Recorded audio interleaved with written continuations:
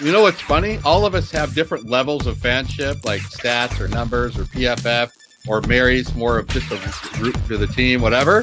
Right. But we all have one thing in common. We're all scared shitless that this team's going to blow every game. All of us. That's because... You ever notice that? We're all consistent with it. All of us. All of us. We've been Vikings fans for quite a while. But I think it's funny. You got these different people with different opinions. But when it comes to that opinion, we're all the same. Yes. We kind of live and die together, but we all expect the worst. Yes.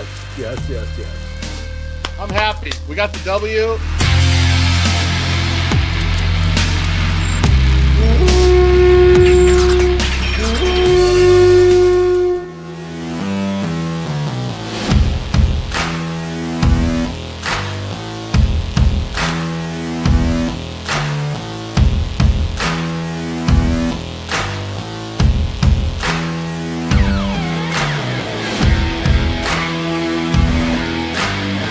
Hey, everybody.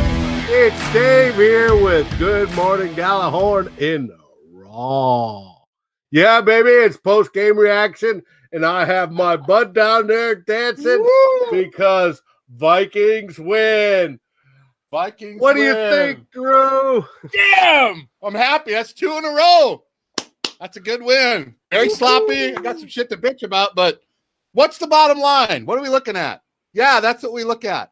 Yeah. V for victory, baby. Big V, baby. Pop the V on us. We got it. They call a W. That's a good W, dude. How you doing?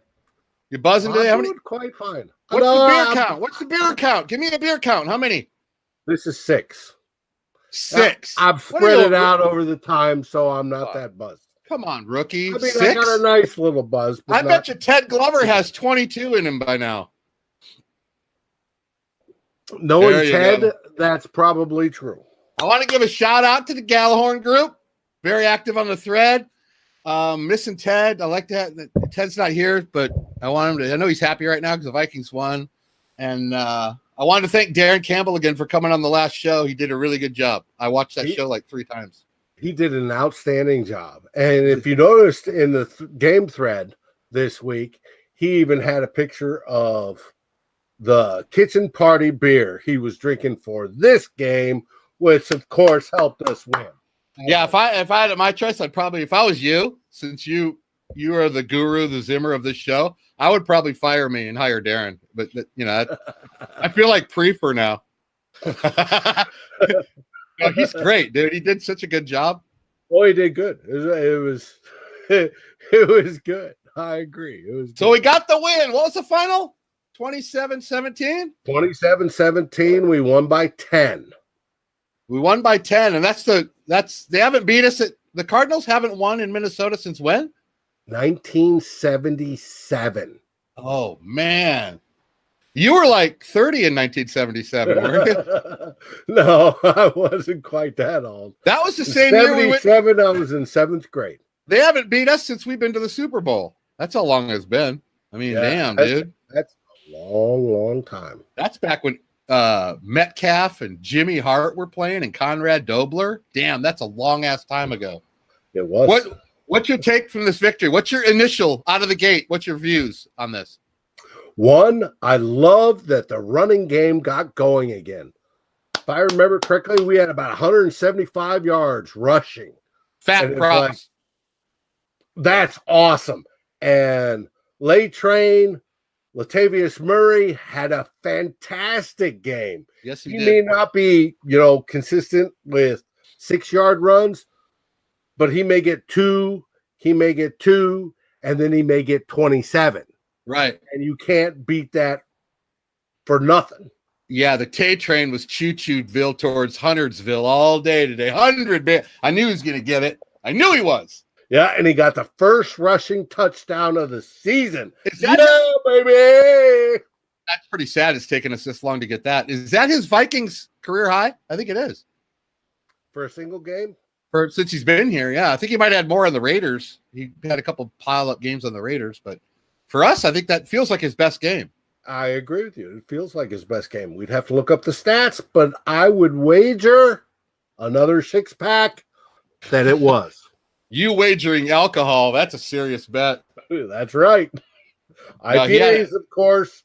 No frou-frou beer from Ted. No pumpkin spice for the Charlie Daniels man. Oh, heck no. Yeah, he's not flashy when he runs the ball, David, but he gets the job done. He gets it head of steam going, man, and he is. I'm really, really glad now we signed him when we did a couple years ago. Now, what do you think of Tree Stump today? He looked like an actual receiver. Well, it's funny. I was talking to Man Bear Pig on the phone. It's like everybody was going, he caught 4 passes caught everything that was targeted towards him. They make a big deal about it because isn't that what he's supposed to do? But we're so used to dropping. It's like he caught all of his passes. You know what? Tree Stump looked comfortable today. And that's one of the few games, when he he looked really comfortable out there in the routes, everything.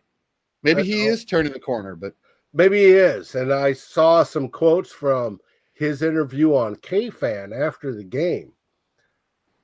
And basically, he says he's now got the support system that he needs that I guess he didn't seem to have. And now I think it's more a mental thing that he feels he is comfortable and loved and caressed and feels like that warm, fuzzy, like you'd hold a baby, right? And so he feels good about himself, and it's reflecting in his gameplay, which I think is absolutely outstanding. His gameplay is outstanding. I think Hey, he didn't drop a ball. He made positive yardage. He got first downs. He's made more drops this year than Thielen has in 3 years. I mean, he hasn't dropped a ball. That's what he's supposed to do, not drop a ball. I mean, he caught the passes that were thrown to him. He had a couple good moves out there. I'm happy that it was better than what he usually does, but I'm not going to go to fantastic. I'm not going to use that for it. Yeah, but this is a Spielman project. We have positive movement on a Spielman project. I think that's great. What about Thielen at 70 catches already? Are you shitting me? 70? The best receiver in the NFL, bar none. He is at 6 games with 100+ yards or more to start off the season. Do you know that is by far the best? 5 games was the best in the current NFL in the era since the Super Bowl started. But do you know what the record is for the entire NFL? For what? The entire time the league has been in existence, which is 100 years, right? Give me the record, Gimli. Lay it on me, Gimli. It's 7 games in a row. Is that the all-time record? That's the all-time record. If he goes over 100. Who got that? Oh, I'm trying to remember. It was done in 1961. Come on, if you're going to reel out the stat, you got to get the person down there too. It was, I want to say, some guy from the Oilers. You know what? Nobody. It was an AFL team, no less. Not even a quote NFL team. That's a long-standing record then, and he's going to shatter it. We hope next week. This is how much of a team player I am. I won't even pick him in the game of Skull because I don't want to ruin the streak. I'm staying away from him. As soon as Drew picks him, he'll have 2 catches for 40 yards. He's amazing, and he's going to go under the radar again because he doesn't get in trouble in the media, and he doesn't dance around, and when he gets a touchdown, have fire shoot out of his ass, try to make a big doesn't walk around the sidelines with a Hall of Fame coat on. He doesn't do any of that shit. So naturally, he's not going to get the the publicity media wise that everybody else. He's just slowly does his job at an MVP level. Like Tim Duncan of the San Antonio Spurs. That's what he reminds me of. Just keeps doing it and doing it and doing it. And he has gone from a star to this. We can put him in the MVP talk. We have to. So far, I'd agree with you. Now, he was the one that suggested the dead arm dance to Kirk Cousins once Kirk. Yeah, that's got to be worked on. Yeah, that was bad. They could have called that the white guy dance. I mean, that was the white guy boogie, wasn't it? I mean, come on. Bad. And I saw one of the players say that's got to stop. You know what? You love seeing that, though, because that's team. When I see that stuff, it's just building up the team camaraderie all the way around. I love seeing that. Oh, yeah. I do. Without a doubt. It was good. It was good. One of my clutch plays of the game was Thielen on that 3rd and 13. He caught a pass on 3rd and 13. Remember, he dove for it at the sticks, and they actually reviewed it. Remember that play? That was a huge play in the game because we were going to punt right there. He got 1 foot, but he got the side of his calf down. Sure. Got his body down, and he caught it. And that was just absolutely fantastic. We needed like hell to keep that drive going. We needed it bad. So and it was clutch. That was one of my clutch plays of the game. I wrote them down. I just don't watch the game all not caring, David. I write down notes as I'm going because you hire me to make notations to be on the show. That's good because I didn't. I was too busy drinking. Well, I'll write the notes down and you drink because that's what you're good at. That was one of my clutch plays of the game. That's outstanding. When does he get a nickname? Is he ever going to get a nickname? No. He's just going to be the white guy. Okay. It's just, that's the way it's going to be. Everybody's going to take him. Mahomes already has a nickname. Come on, man. It's going to take him for granted. They're going to see him and go, that's just, a slot receiver or whatever. And he's going to burn people up and down the field. He is fantastic. That's quite right. Hey, if people underestimate him, by all means, do it. Underestimate him, and he'll burn you every week. You know what? The only thing I'm sure of, I'm sure all these receivers talk on the phone, Diggs and Rudy and Thielen, and they say, hey, I'm really glad that Keenum guy isn't here anymore. They're loving Cousins slinging it around. Oh, absolutely. He did make some mistakes today, but I think we're just going to have to live with it. Right, but they weren't all too bad. They weren't. Well, because we're playing the Cardinals. If we want to go bad, we need to talk about our offensive line. Oh. Yeah, I agree. This is as good as it's going to get, David. This is it for the whole season. You're just going to have to deal with it every week. We can stop talking about personnel-wise, it's not going to change, and maybe talent-wise, and maybe we're just going to have to go try to win games. Now, I do wish, though, however, and we said this early in the first quarter, when Cousins dropped back and he held and he held and he held, and then he got sacked, right? There was a couple times I thought he held the ball too long. Oh, absolutely. But he had 6 batted balls today. What was up with that, dude? Well, because he's dropping straight back and going to a point in space, right? And that point, with the defensive ends and the defense rushing in on the pocket, that point hasn't moved, right? And as a defender, right, we're always taught, if you see the guy going cranking back to throw, always get your arms up. Well, sure. Right? Yeah, that's kind of Well, if you are fixed in a certain spot, which he was on these dropbacks, right? It was almost like cement. It was almost like, what's his face from last year? Busted his knee, our quarterback. See, if you weren't drunk, you'd remember his name. But yeah, I would. But anyway. That's part of the drawbacks we deal with having you run the show. That's right. But anyway, he'd go back and he would sit there, right? So that makes the defense easy to rush, right? And so even if they didn't get to him, they were close when he cranked his arm back and thrown, and they threw up their arms and they batted the ball down.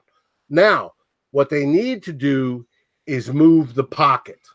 They need to have him in planned rollouts, planned shifts, right? To where that pocket comes back, sets, and then moves to the right or moves to the left. I noticed when they get him out of the pocket, though, to make your point, when they get him out, though, he seems to be under more duress than if he stays in it.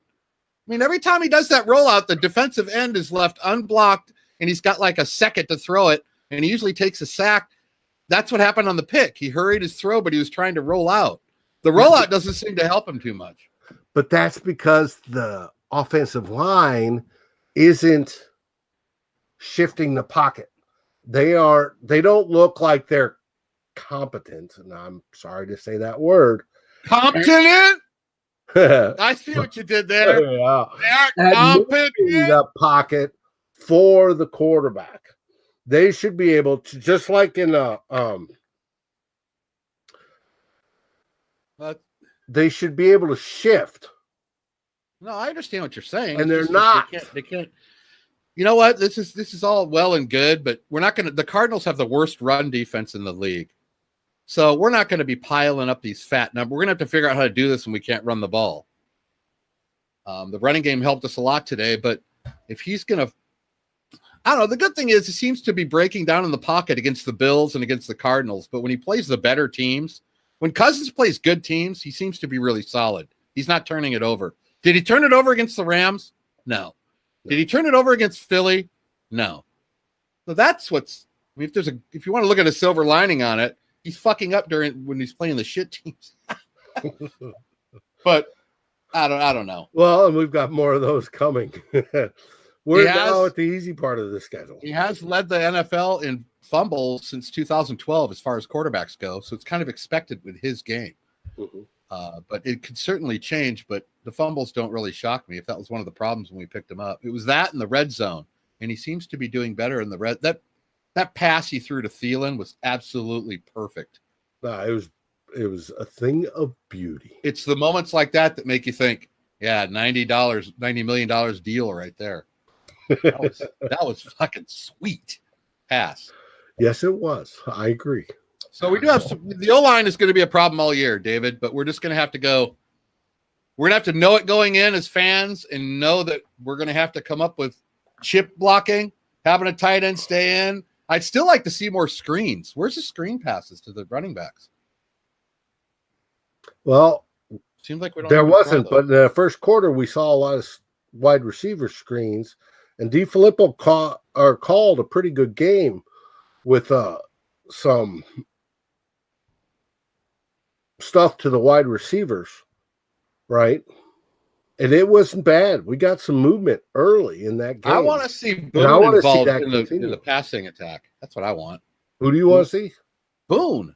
He's got some. He seems like he'd be a good little scat back like McKinnon was. Oh, when he broke it in it was the third quarter. What a beautiful run! He only run he got. It was like 20 some odd yards. And got the ball once. It was one rush for 20 yards. That's what it was. Mm-hmm. And that was sweet. Now, on the offensive good side, Rudolph had another good game. He's been solid all year. He has been solid, and he's been quietly solid. And that's I'll take it every day of the week. He's up near 30 catches. Yep.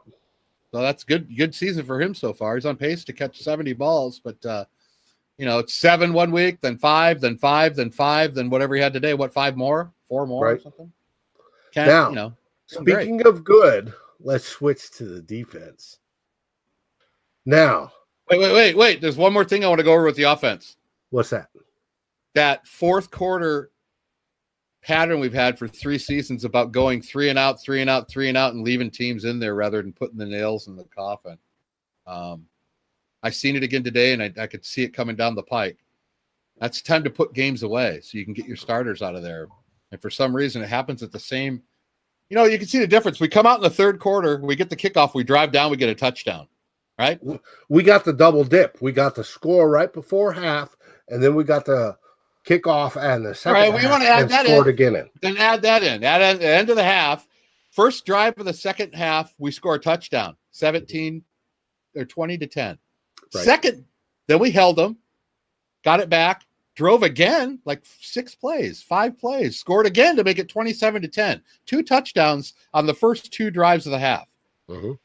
And then it started going to 3 and out, then the 3 and out, then the 3 and out, then the 3 and out. And don't tell me it's a one-time deal because it's been happening to Zimmer teams ever since he's been there. It's like he doesn't have the fuck it, let's run the score up mentality. It's not running the score. It has nothing to do with running the score up. Nothing to do with that. And that's what people always say. It has nothing to do with that.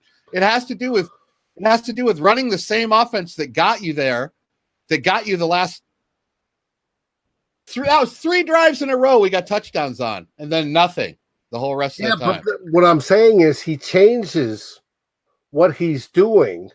And all that's doing is leaving the team in the game. Yes, I know, and it's wrong. You shouldn't change what you're doing. You should run the score up, put the second stringers in, let them run the score up, just like the old days when we watched college ball, and you would see scores of 55 to 7. I'm not and even talking about. Why are you embarrassing them? And they would say, hey, we put the first stringers out. We put the second stringers out. We ran the same game plan. Then we put the third stringers in, and we ran the same game plan. It's not even about the score. That's not even what I'm talking to you about. If it's 27-10, when it's 27-10, I'm not even talking about running the score up. I'm talking about getting the ball, running 2 or 3 first downs, running 5 or 6 minutes off the clock, which happens when you pick up 3 first downs, doing that, and then punting it. And then them getting it back, then when you get it back, you run 2 or 3 or 4 more first downs. The game's over. It's the 3 and outs, dude, that kill us. I just wanted to, I'll let you get into the defense now, but I just wanted to pick up that point was it's not about running the score up. I don't care about the score. I care about limiting their possessions. When you're in football, situational football is every time they're going 3 and out. Every time they're going 3 and out, they're burning like a minute and a half off the clock, and they're giving it back to the Cardinals. The Cardinals had the ball about 3 times more than they should have had. That's my point. That's all I'm trying to say. Well, I agree. I mean, any one of those drives, you don't go 3 and out. You're chewing up more time. You're limiting their possessions. You go 3 and out, give them the ball back, they drive and score. You go 3 and out, give them the ball back, teams drive and score. That's how teams come back in the NFL. Mm-hmm. It's not the offense. It's your offense giving their offense more chances than they need. And the Vikings go into that stupid shell, and they go into these 3 and out, 3 and out, 3 and out, 3 and out, almost 4 in a row. And it's like, why are they doing that? After they just scored 3 successive touchdowns on drives and then do 4 3 and outs. That's way inconsistent. That's not good football. Absolutely not. Now that I said that, you can get into your defense. Give me your defensive take. But first, I want to see the score ran up too. And that will eat those clocks so they don't have the time to drive. I'm not saying I don't want to run up the score. I'm just saying it's not my main point. My main point is to limit their possessions. Limit. Keep the ball and eat the. When you're 27-10 in the third quarter, the clock is your teammate. Right. No, without a doubt. But if you're also 35, 42 points to 10 ahead in the third quarter, there's no way. Well, if it's 42-10, David, I don't mind them running it in the middle because that's more possessions for them to come back. But I get paranoid. Anything under 3 scores or less, I want to keep running the same offense. Run what got you there. Okay. Well, this is a good question. We should ask our viewers, would you rather have possession controlling drives like Drew suggests, right, that eat up the clock, or would you rather have offensive drives that run up the score? Answer below. Well, of course you're going to want to score. I mean, come on, dude. No, to protect the lead. Which one are you going to want? Well, scoring always protects the lead more, doesn't it? I mean, they're all going to vote for that. Well, I'm just curious. And if the viewers involved. Yeah, I wouldn't bitch one iota. Is that a right word? Iloka? Yeah. I wouldn't bitch one Iloka if we were scoring every time we got the ball. I wouldn't even bring up anything. That's a great transition. What happened to Iloka? He started, then he disappeared. Oh, he led the team in tackles, bro. Did he? How many did he have? He had 8 tackles today to lead the team. Oh, good. How does that work into the game of skull? Don't work. That works at 1 point per tackle, and then I think you had 2 points for a passes defense or something. Okay, good. Because he was. Well, you get a point for a tackle, and you get a half a point for an assisted tackle, and you know the logic there. Right. But yeah, Iloka was shit. He looked like Lee Iacocca today. Remember him? Yeah, Lee Iacocca and the K cars. They were horrible. They were bad. Pieces of shit, weren't they? For the young people that are watching this, Iacocca in the 70s. Now, I got to grant Lee Iacocca saved Chrysler. What was his name? Lee Iacocca. Okay. He saved Chrysler, had a bunch of good CEO ideas that worked it. Saved Chrysler. Saved Chrysler. But they built a crap car. All the car manufacturers back then built 50,000-mile cars, and then they'd fall apart and go to crap. I like the DeLorean. Speaking of I'm on Coca. The DeLorean was a cool car. Very cool car. First one that was all stainless steel. Was it really? Yep. Plus, if you bought it, there was a bag of Coke in the glove compartment for a rebate. Remember he got busted for cola? That's right. He sure did. Right. Damn, Lee Anyways, Iloka just made her show. Sorry, back to the defense. Back to the defense. Give me some defensive good news. Our defense. First off, Danielle Hunter had 2 sacks today. Meow, meow. He continues his streak. You have Adam Thielen with his first 6 games, right, of 100-plus yards, but you also have Danielle Hunter with his first games with at least 1 sack. Great draft pick, Spielman. There, I said it. You said I never say it. That was a great pick. Yes, and he's only 24 years old. Can I throw this out while you're on the defensive ends before I forget, and then you can take it from here? What's that? I want to give a special shout out to Weatherly.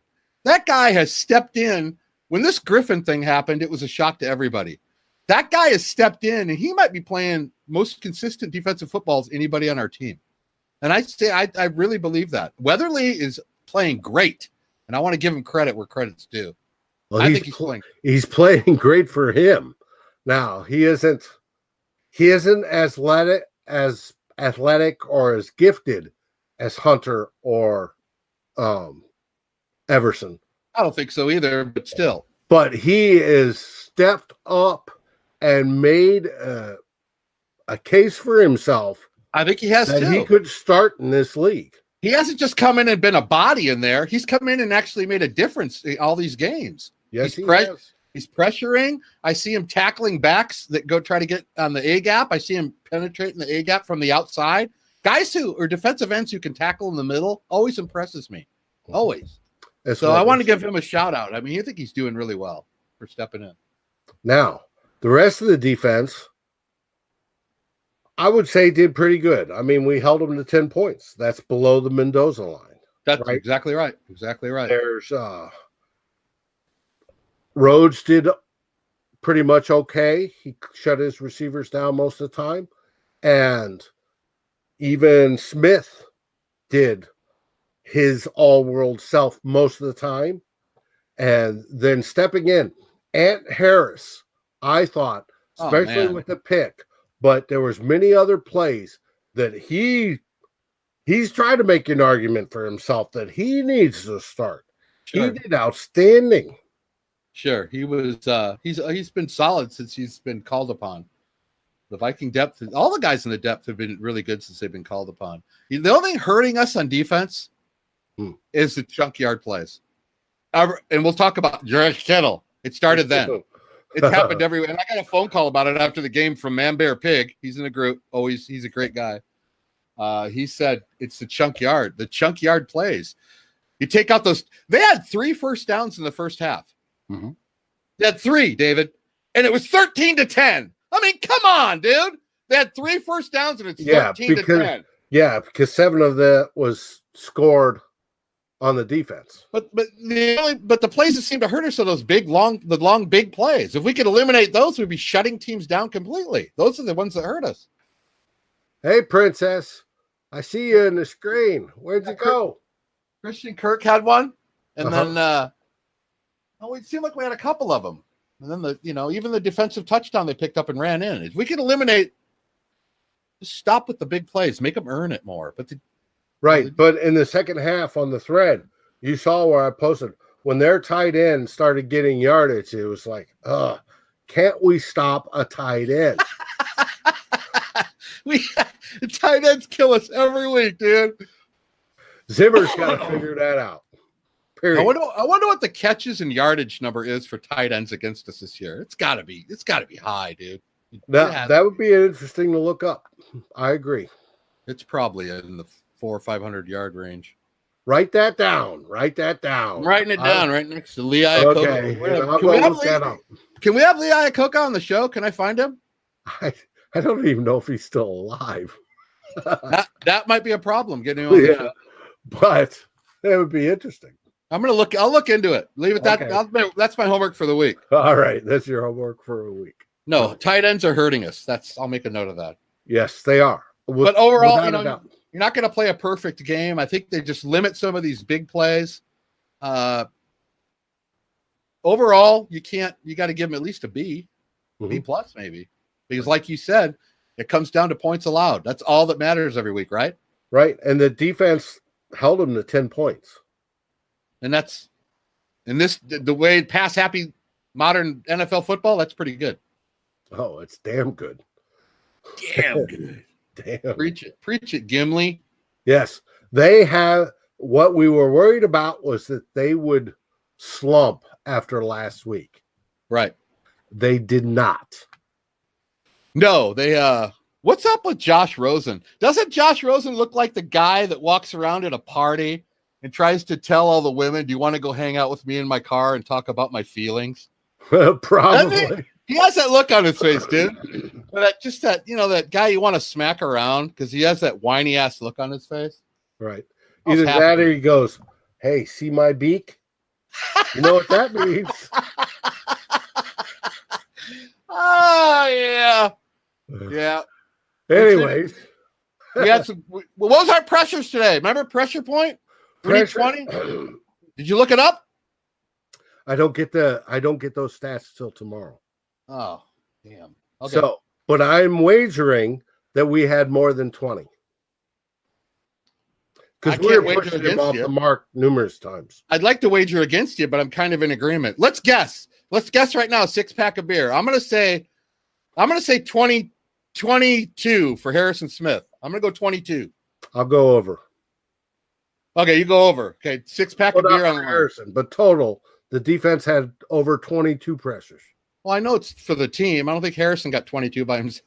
If he did, he'd be in the fucking Hall of Fame. Yeah, we'll lay some beer on that. Speaking of a sack, I want to say Anthony. No, was it Harris? No, it was Smith got a sack. Mackenzie Alexander got a sack. Mackenzie got one where they left him wide open and he shot the gap and got that sack. Now, talking about Mackenzie, he got called for a pass interference, right? And at the beginning, I thought that was absolute bullshit because he went up and he face guarded, right? Which is legal this year. You can face guard. It's no longer a penalty. The only difference is if you touch the receiver. Now, he was going against Fitzgerald. Who? And Fitzgerald. Fitzgerald. I'm sorry. I've had a few to drink. Anyways, Fitz. And Fitz fucking bust me up, bro. I love doing the show with you, man. It's so fun. And Fitz was smart enough to come forward towards the ball and initiate contact. Oh, he played that smart, didn't he? Fitz played that smart. Which would throw the flag, and he got the flag. There's nobody smarter out there than Fitz, dude. He's done though.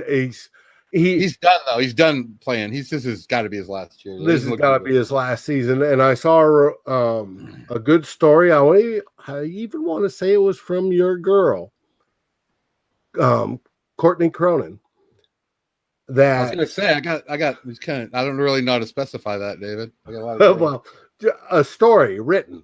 So I'll go with Courtney. I did see that. That he still to this day bleeds purple, even though he's been his entire career on the Cardinals, right? His heart is in Minnesota. The old ball boy days, yeah. Yep.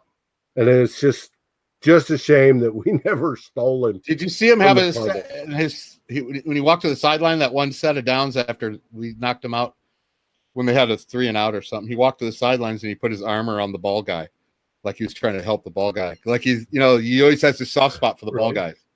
No, I missed that. That would have been cool. It was a very quick second on TV. It had to really be. I just got lucky enough to see it myself. But Mackenzie Alexander had his best stat game as a Viking today. Oh, I agree. He had 2 passes defensed. He had a sack, 4 tackles, and I think he got 4 total tackles. Well, he got 12.5 in the game of skull, so you did something good. Wow.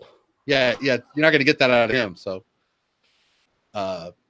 good for him. We're going to need him now because of the Hughes injury, which doesn't look good. No, not at all. Maybe down Hughes for the season. That's the drawback to the whole win. No, it is reported, for those that don't know, that they think he popped his ACL. That's unfortunate. It's having a good season. Yes, he was. And that'll take him out for the rest of the year. And I don't know what it is with Vikings rookies and ACLs. Yeah, that's a good point. I mean, wow, that's a much as I like Cypress Hill. I just know Mike Hughes. Because he's definitely starter quality. Well, sure. I mean, now we're down. That's like being down a full starter. Now Alexander's got to play this this way every week. We can't have any. And Wayne's is always going to be Wayne's. He's always going to piss me off a couple times a game. But well, he had those plays where he pissed you off, but he also had some good ones. He had a pass defense on third down that forced them to kick, and it was a very, very well played ball. Yep. He actually got his head turned around. I don't know what his problem was. Good win, though. I was happy with the defense. Defense played good enough to win, and the offense carried them a little bit. Just that, like we always do as Viking fans, we look at what needs to be worked on more than what worked good. But that's right. Now, another good point. How many kicks did Bailey miss? Oh, another perfect game. Perfect game by Dan Bailey. Buddy. I almost did this week was look back at Viking regular season games and see how many games we've had in a row where we had no flaws in the kicking game. I bet you the record's probably 3. Not in a long time, that's for sure. But what we got 1 now. He had me last week. Did he miss? Yeah, he did. Last week he missed 2. All right, we got 1. We're on a roll. We're going to start this week. Perfect week kicking. Yep, perfect week kicking. And it was good to see Cheryl's back returning kicks. Yes. I'm a big Cheryl's fan. Even though he's lost a step, people would disagree with me. He has that first jumps. He makes that first guy miss, and that always gives you a chance.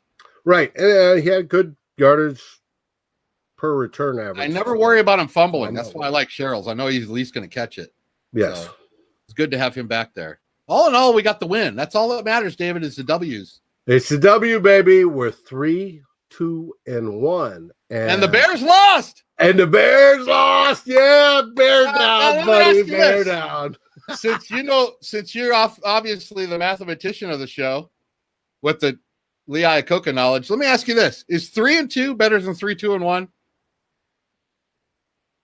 I don't think so. You don't know the answer. I've seen it both ways, but I don't think so. I think 3-2-1 is a half game above 3-2. Is it? I thought it was a half game behind. I don't know. I've seen it. I saw it both ways today. I bring up good questions, though, don't I? See, it gets you thinking, doesn't it? No. See how it doesn't yet? It's either a half game ahead or a half game behind. So we're either in second or we're in first. Everything I turn around, it's all the way a big problem. Yeah. Everything I turn around, David Stefano has a big problem with his fucking math. You know what I mean? And he used to be an engineer. I told you, no kids.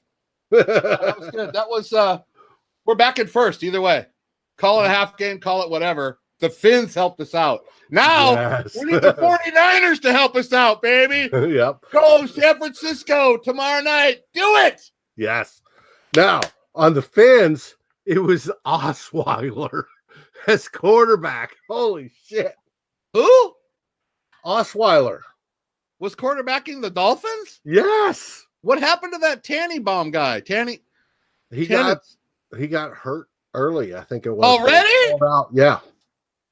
Dude. Osweiler. Oh boy, do they wish they had traded for Teddy. I guarantee that.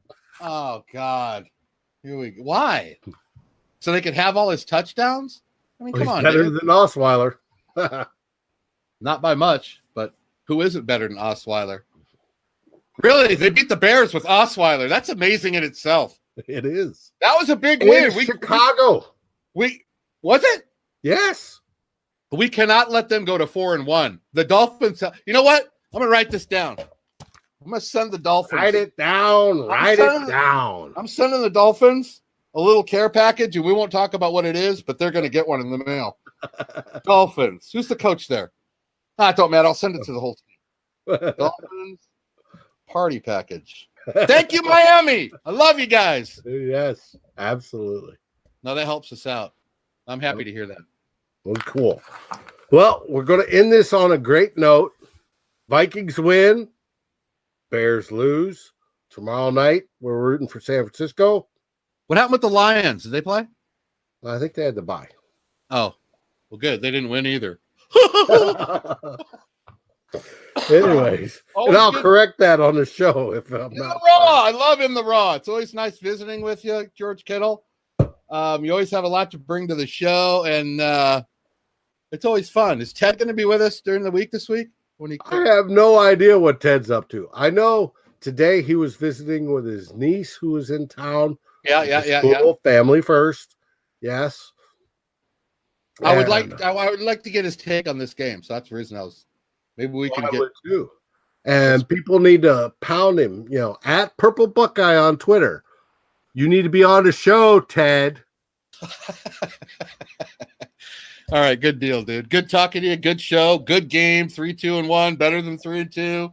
We're on a roll. We always say what up to Jimmy K. We always Jimmy, my man. He's always here with us for every show. Jimmy K. Princess says hi, and I say meow meow Viking cow. Skol Vikings. Vikings win. Vikings win. Yeah, buddy.